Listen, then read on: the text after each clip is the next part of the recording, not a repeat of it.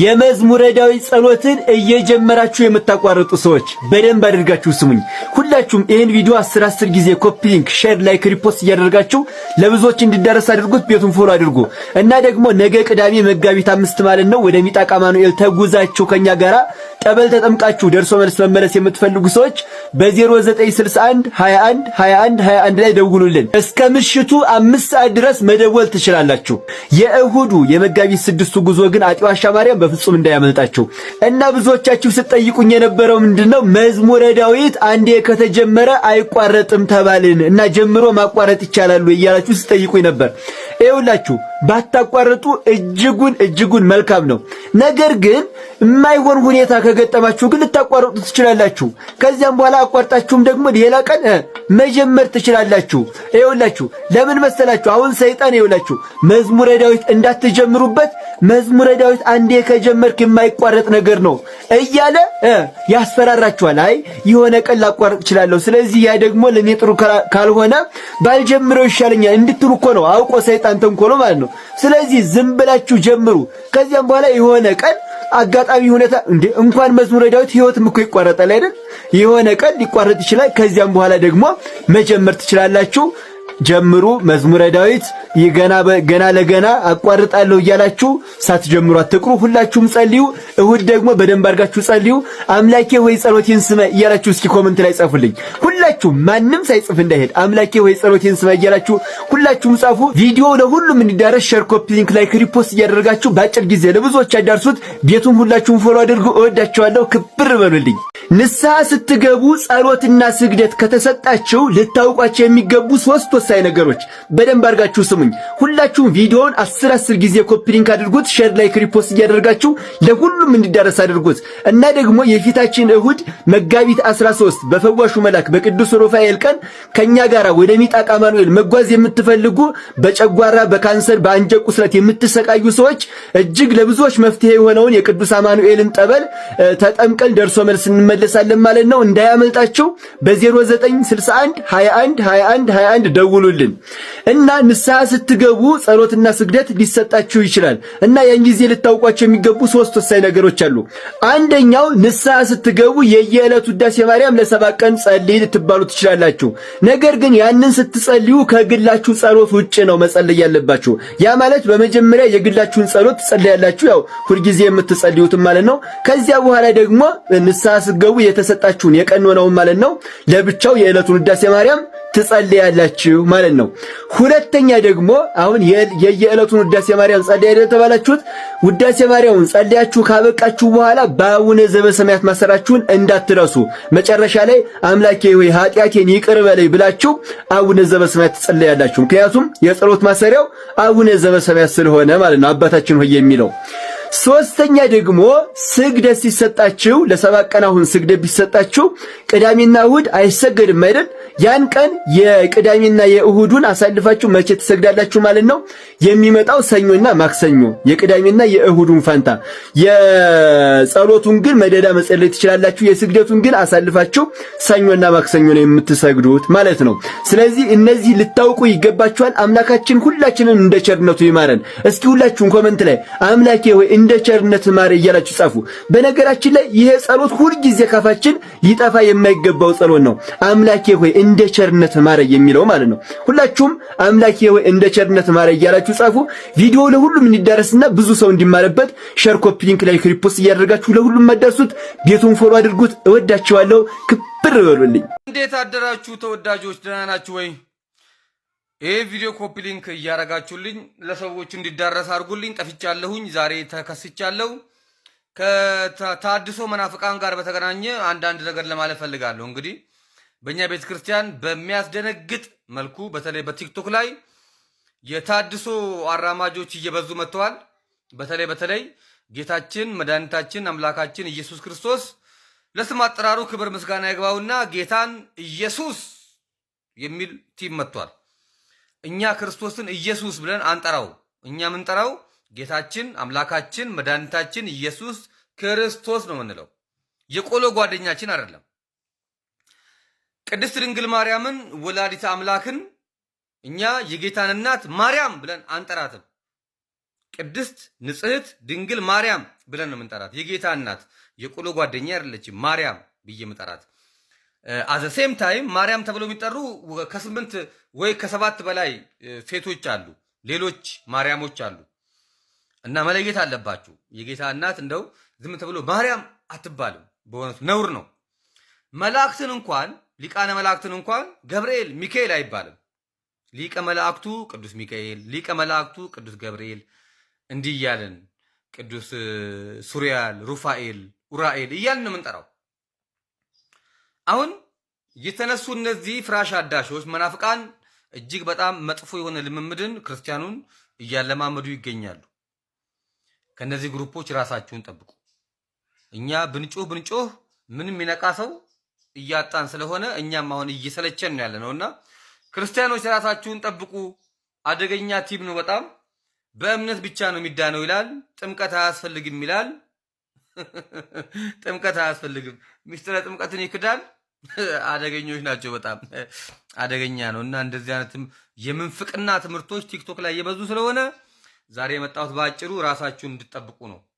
መርምሩ፣ ዝም ብላችሁ አትስሙ። እና ተሳዳቢ ሴቶች በጣም በዝተዋል ቲክቶክ ላይ። ራሳችሁን ጠብቁ። ይህንን ቪዲዮ ኮፒ ሊንክ እያደረጋችሁ ለሰዎች እንዲደርሱ አደራ እላቸዋለሁ። ሰላም ክርስቶስ ከሁላችን ጋር። የሚጸጽተኝ ንግግር እኔ አቡነ ማትያስን የተናገርኩት አቡነ ተክልዬን የተናገርኩት ለምን አባቶችን እያከበርኩ ምን ሴጣን እንደገባብኝ አላቅም። እነሱም መናገር እስካሁን ይቆጨኛል። እግዚአብሔር በሚያውቀው ማሙሻዬ፣ እግዚአብሔር በሚያውቀው አቡነ ተክልዬን አቡነ ማትያስን መናገሬ አባቶች ማከበር ከሆነ ምን ብዬ ነው መናገር ያለብኝ? ስቻለሁ። አየህ፣ ስት ተሳስቻለሁ ትላለህ። አውሬ ነሽ አንቺ። የሚመጣውን መከራ እንኳን ተራዎቹ እኛ ቅዱሳን አይሸከሙትም። ለዚያ ነው የተመረጡት እንኳን እስኪስቱ ድረስ አይደለም የሚል መጽሐፍ። የተመረጡት እንኳን ከምትሃቱ ብዛት የተነሳ የተመረጡት እንኳን ሊስቱ ይደርሳሉ። ከመከራው ብዛት ከዲዮቅልጥያኖስ ዘመን ምኑ የከፋ ያደርገዋል ቢሉ ይላሉ አባቶቻችን። በዲዮቅልጥያኖስ ዘመን ሎቱ ስብሐት ክጃለሁ ካልክ በቃ አበቃ ዛሬ ነገሩ። በሐሳዊ መሲህ ዘመን ግን ክጃለሁ ስላልክ አያበቃም። የመካድህ ማረጋገጫ ታማኝ ክርስቲያኖችን በፊቱ ላይ ከሱ ላይ ካላረድክ በቀር መካድህ አይረጋገጥም። በአፌ ክጃለሁ ብለህ ማምለጥም አትችልም። የመካድህ ማረጋገጫ ነው። ምክንያቱም ጨርሶ እንዳትድን ነው የሚፈለገው። እና ስለዚህ የምትቀጥለውን ሳምንት እንደው ከነገዋ ዕለት ጀምሮ እስቲ እግዚአብሔር እናስበው፣ ቸርነቱን እናስበው፣ ፍርዱን እናስበው፣ ሀገር ቤተክርስቲያንን እናስበው። እንኳን ሌላ ይቅርና እዩት አሁን ጭንቅ በዚህ በአትሮንሰ ማርያም እንደዚያ ያ ሁሉ አገልጋይ ጭቃ ሆነ። በዚያ ባረስ ያለውን ችግር ታውቃላችሁ። እሱ አለበቃ ደግሞ ጋማ ውስጥ አርባ ምንጭ ሰማችሁ አያችሁ አይደል? ያ ሁሉ ሰው አለቀ። በምን ይሄ መሬት መንሸራተት ነው የሚባል እንደዚያ ማለት ነው። ለማየት ለመስማት እንኳን የሚከብድ ነገር ነው። ለምንድን ነው እንደዚህ እየሆነ ያለው? በዚህ ሰዓት የተሰማ አዲስ መረጃ አለ። ከፊንቴክ ኢንቨስትመንት የመኪና ማስመጣት ክስ ጋር በተያያዘ ስማቸው ተነስቶ የነበሩ ታዋቂ ግለሰቦች አሁን እፎይ ብለዋል። ከኋላ ላይ እንደምትመለከቱት እንደ ሰራዊት መልቲሚዲያ፣ አባይ ቲቪ፣ ናሁ ቲቪ እንዲሁም እነ ሰለሞን ቦጋለ፣ ዳንኤል ተገኝ፣ መንሱር ጀማል እና ካሊድ ናስርን ጨምሮ 16 የሚደርሱ ግለሰቦችና ተቋማት ላይ እግድ ተጥሎ ነበር። ክሱ ፊንቴክ ኢንቨስትመንት የተባለውን ድርጅት በማስተዋወቅ ለደረሰ መጭበርበር ተጠያቂ መሆን አለባቸው የሚል ቢሆንም ፍርድ ቤቱ ግን አሁን እግዱ እንዲነሳ ትዕዛዝ ሰጥቷል። የፌዴራል መጀመሪያ ደረጃ ፍርድ ቤት በነበረው የክርክር ሂደት መነሻነት ቀደም ሲል ተጥሎ የነበረው የባንክ አካውንትና የንብረት እግድ እንዲነሳ ወስኗል። በዚህም መሰረት ተከሳሾች የታገደባቸውን የባንክ ሂሳብና ንብረት ከዛሬ ጀምሮ በነጻነት ማንቀሳቀስ እንደሚችሉ ተረጋግጧል። ውሳኔውን እንዴት ተመለከታችሁት? ሐሳባችሁን አስቀምጡልኝ። መረጃው የጉርሻ ፔጅ ነበር። መልካም ጊዜ። ዘመነ ካሴ ጓዳችንና ወንድማችን እንዲሁም መሪያችን አርበኛው ዛሬ ማምሻውን ከአሜሪካን የውጭ ጉዳይ ሚኒስትር የተከበሩ ሚስተር ማርኮ ሩቢዮ ጋር በዛሬው ዕለት ማታ ለ1 ሰዓት ከ45 ደቂቃ የወሰደ ውይይትና ስለ ወቅታዊ የኢትዮጵያ ሁኔታና ስለ ቀጠናው አካባቢያዊ ጉዳዮች ውይይት አድርጓል። ይህ ለአማራና ለአማራ ወዳጆች በተለይም የኢትዮጵያን አንድነት ለሚፈልጉ ወገኖች ብሔር ብሔረሰቦች ወዳጆቻችን የክፍለ ዘመኑ ትልቁ ስኬት ነው። ስኬቱ በድል ተጀምሯል። ሁለቱን የአማራና የአሜሪካ የፖለቲካ ኃይሎች በማቀራረብ ጉዳይ ላይ የአማራ ምሁራን ተሳትፈዋል ተብሏል። በዚህ ጉዳይ ላይ ያው እንደተለመደው እዚህ ሶሻል ሚዲያ ላይ ጸጉራቸውን የሚነጩ ጨጓራቸው የሚፈጨውን አጥቶ ጫት በሌና በሱስ የናወዙ ተከፋይ ሶሻል ሚዲያ ሚሊሻዎች በፌስቡክ እና በትዊተር በቲክታክ ስድባቸውን በነጠላ ዜማ መልክ ይዘው ይከሰታሉ ተብሎ ይጠበቃል። እንጠብቃቸዋለን። ድል ለገና ነው ተገፍቶ ለማያልቀው ለአማራው ህዝብ። ዘገባው የገልፍ ግሎባል አክሰስ አካዳሚስ ኒውስ ነው። በሌላ ዜና በጎጃምና በጎንደር በወሎ በሸዋ ትልልቅ የሆነ ወታደራዊ ምርቃት ተደርጓል። በጣም አስደናቂ ሁኔታ በየአቅጣጫው እየታየ ነው። ጥቃትና ግድያ የሰለቻቸው ሞታችንን ቆመን አንጠብቅም ያሉ አዳዲስ ወጣቶች ድርጅቱን እየተቀላቀሉ ሲሆን አፋብን በዚህ ዙር ብቻ ወደ 6000 ወጣት ታጋዮችን ምሁራኖችን መልምሎ በሙሉ ወታደራዊ ቁመና እንዳስመረቀ ነው የተረጋገጠው። በዚህ አጋጣሚ በተሰማው አስደጋጭ ዜናም ፋኖቹ የድሮን ቴክኖሎጂ ጋይስ ታጣቂ የሆኑ እንደውም ስልጠናም በሱዳን መንግስት እንደተሰጣቸው እንደሆነ የሱዳን ትሪቢዩን ጋዜጣ ገልጿል። ይህን ዜና የሰሙ አንዳንድ በአስተሳሰብ ከምዕራብ አፍሪካ ሳማዎች በአመለካከታቸው የሚያንሱ የኦህዴድና የብአዴን ካድሬዎች እጅግ ተደናግጠው ምን ማለት ጀምረዋል መሰላችሁ? እውነትም አማራ ክልል ውስጥ ብልጽግና ስርዓት የመራ ከሆነ ይሄ ሁሉ ሺፋን ነው ሲመረቅ የት ሄዶ ነው ሲሉ ተሰምተዋል። አይዞን ባጭዬ፣ ብአዴን አቅም ካጣስ፣ ጥርሱ ከተሰበረስ፣ መንጋጭላው ከተራገፈስ ምን ያድርግ? በየቀኑ እኮ በሀያላኖቹ የአማራ ልጆች ስርዓቱ የተቀጠቀጠ ነው። ኦህዴድ መራሹ ብልጽግና ፓርቲ ምንም አቅም የላችሁም እያልኩ እኮ ምንም ማድረግ ከአቅም በታች ናችሁ እያልኩ ከፎቶና ከአንጀባ በስተቀር ወይም የምትፈጥሩት ነገር የለም። ከአዲስ አበባ በስተቀር የምትገዙትም ህዝብ የለም። በሌላ ዜና አማራን መጥላት በመንግስተ ሰማያት ያስወርሳል ብሎ በእብሪት የሚናገረው ሼም የለሽ አብዲሳ ታሞ ለሕክምና ወደ ዱባይ አምብቷል። እግዚአብሔርም አላህም እጃችን ላይ ሳይጥለው እንዳያሸልም ምኞታችንም ጸሎታችንም ነው። በዚህ አጋጣሚ ይሄ ግለሰብ በነፍስ እያለ በፍትህ ፊት እንዲቆም እንፈልገዋለን። ይሄ ጄኖሳይደር በምድራዊ ፍትህ ዘብጥያ ጸጉሩን ተላጭቶ በገደላቸው ንጹሃን አማራዎች ስም የእጁን እስኪያገኝ ድረስ እንዲሞት አንፈልግም። የምናወራረደው በርካታ ይሳባል። በተረፈ በገፍ ተሰልፈው እጃቸውን ለአማራ ታጋዮች የሚሰጡ የስርዓቱ ወንበር ጠባቂ ሚሊሻዎች በቅርቡ በትልቁ አጀብ እየተመረቁ ያሉት አድማ በተናዎች ናቸው። የሚዋጉለት ግልጽ ዓላማ ስለሌላቸው ገና ጥይት ሲተኮስ ኮሽ ሲል እጃቸውን እየሰጡ የበደሉትን ህዝብ ፈርተው ቢማረኩ አይገርመኝም። ቀሪዎቹ አድማ በተናዎችን ምርጫ ስለሌላቸው በፍጥነት እጃቸውን እየሰጡ የአማራ ክልል ነፃ እንደሚወጣ እየታየ ነው። ህዝቡ ረፍት ያገኛል። በዛውም ለአድማ በተናውም ያለኝ ምክር ብልጽግና ኦህዴድን በዚህ መልኩ ጥላችሁ ዋጋ እየከፈላችሁ ማዳል አይቻልም ነው የምላችሁ። ወንድሞቻችሁ ምን ያህል አክብረው እንደያዛችሁ ስለምታውቁ በፍጥነት ወደ ህዝባችሁ ተቀላቀሉ። ባላችሁበት ይመቻችሁ። ድል ለሰፊውና ለገናናው የአማራ ህዝብ። ፒስ። የወልቃይት ኮሚቴ አስመላሽ የነበረው መምህሩን ገዳሙን አስከብሮ የነበረውን ሰው አሳደው ይህን ሽፍታ እዛ መድበው ዘመድ ስለሆነ እንዲዘርፍ መድበው ይኸው ገዳማውያኑን በለቅሶ በእንባ አስከረሟቸው ማለት ነው። ብታዩት ታዝናላችሁ። ፎቶውን አልለጠፍኩት፣ ሬሳውን አስከሬኑን አልለጠፍኩት። እዚህ ብልጽግና ይገላል፣ እዚህ ፋኖ ደግሞ ራሱ ሲገል ጎንደሬ ሆኖ ያው ጎንደር ሆኖ አሁን ይሄ ሲነገር ጎንደርን ይጣላል ምናምን ይለኛል። እንድትጮህ ነው የምነግርህ፣ እንድታስቆም ነው የምነግርህ። ተዋረድን እንድትን ነው ማድረግህ የምነግርህ። ይሄንን ለምን ደብቀሃለሁ? በውስጥ ይሻላል። የምን አባ በውስጥ ነው? በአደባባይ እየገደለ በአደባባይ ገዳማውያንን እየዘረረ አበምኔቱን እገላለሁ አባቶችን እገል እነዛን አረጋውያን ዓለምን ንቅ የገቡ አረጋውያን እነዛን እንደ ተዋን አልባ ሰቋር ላይ ከትላንት ወዲያ ነግሬያቸዋለሁ፣ ጽፌላቸዋለሁ። የተፈጸመውን በሙሉ አንባችሁታል። ቴሌግራሜን የምትከታተሉ ሰዎች ታውቃላችሁ።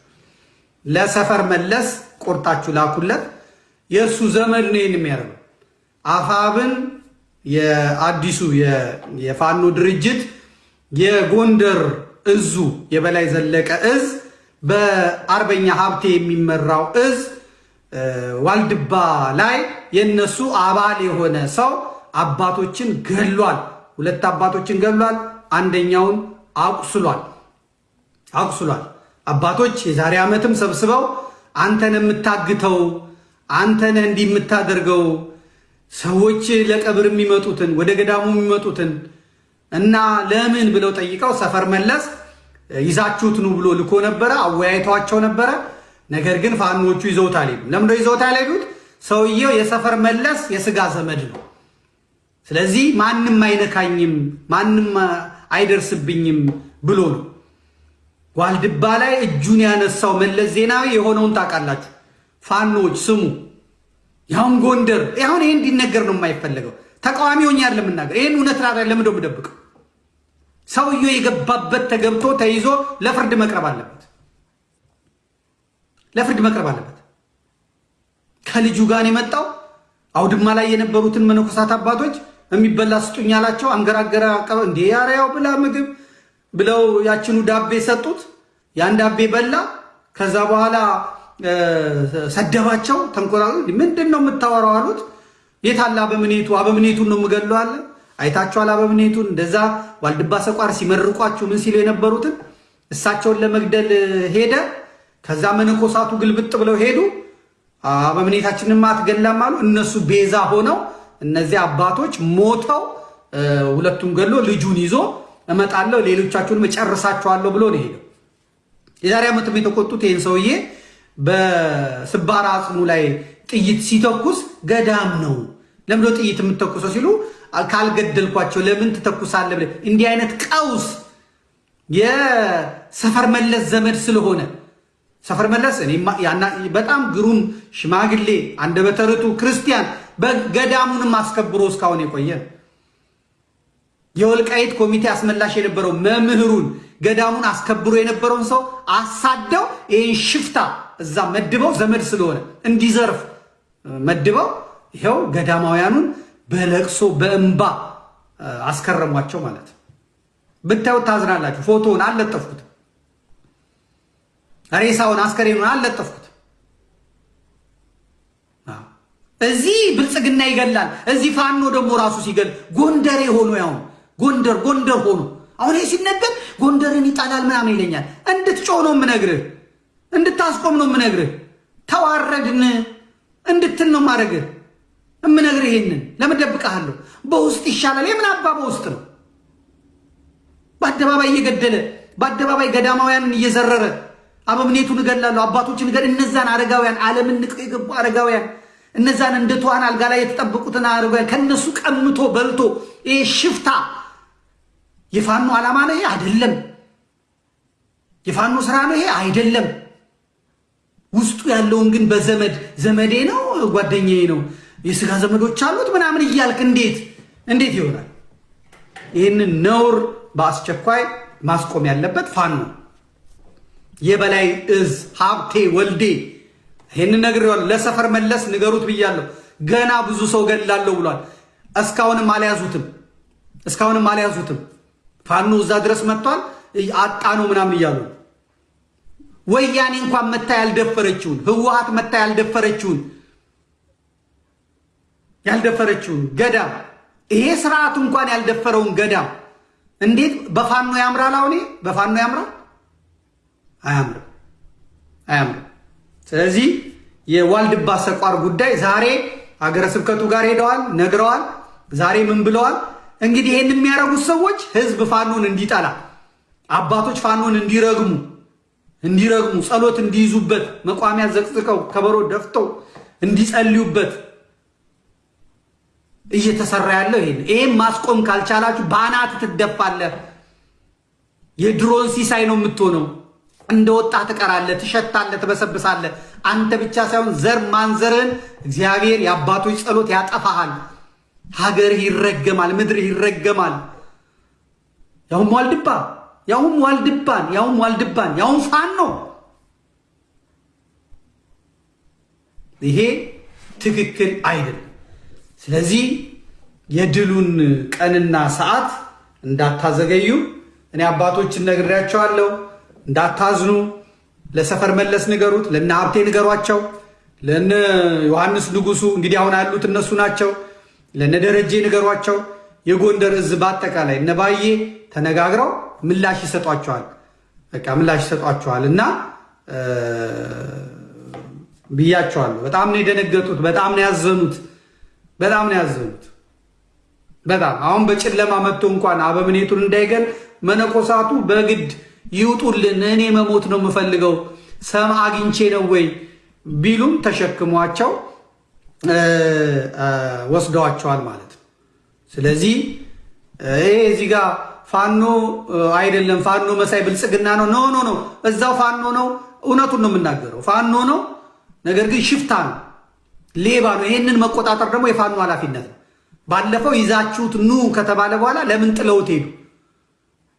ያንን መምህሩን አካባቢውን ያስከበረ ሰው አሳደው ይሄ ሌባ ዘራፊ ለምን አመጡት? እና አርበኛ ሰፈር መለሰ የማከብራቸው ትልቅ አባት እሳቸው ናቸው እንትን ማባል ያለባቸው ማለት። ይሄን ደግሞ ይዘህ ፋኖ እንደዚህ ነው ፋኖ ምናምን ነው ብትል ብልጽግና አልሰማም። አንተ ገዳይ፣ አንተ አራጅ። እኔ ይሄንን የህዝብ ሰቆቃ የህዝብን መገደል ለማቆም የመጣ ሲያጠፋም እንደዚህ ነው ምገስጸው። ሲያጠፋም ስም ጠቅሼ ቦታ ጠቅሼ እውነት ይሄ ጠቅሳ የመላእክት ስብስብ አይደለም፣ ሰዎች ናቸው፣ የሰው ስብስብ ናቸው። ስለዚህ ሰው ባጠፋ የተሰበሰበ ሰው ባለበት ጥፋት አለ። ያን ጥፋት ስታገኙ አንስታችሁ ማስተካከል አለባችሁ ማለት ነው። ስለዚህ ዋልድባ ሰቋር፣ አትሮንስ ማርያም በመምህር ዘላለም ሞት ምክንያት መቀበር የለባቸውም ማለት ነው። ይሄ መንግስት እንግዲህ ማክሰኞ ለጥፍላችኋለሁ ብያለሁ። ሌላ ነገር እያመጣ ነው። ዝርዝሩን እሑድ ዕለት እነግራችኋለሁ።